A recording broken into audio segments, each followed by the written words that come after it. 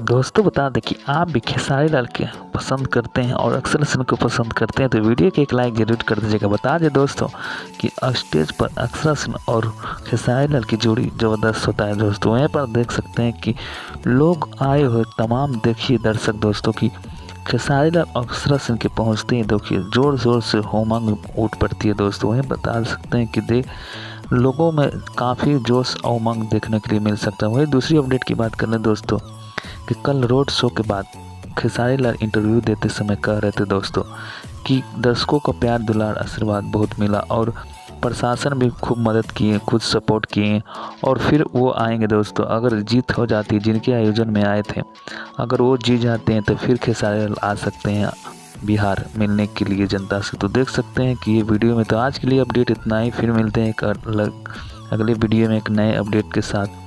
और आप लोग नए हैं तो चैनल को सब्सक्राइब कर दीजिएगा, वीडियो को लाइक कर दीजिएगा क्योंकि नए अपडेट इसी तरह से मिलते रहेगा। तो चलिए मिलते हैं नेक्स्ट वीडियो में।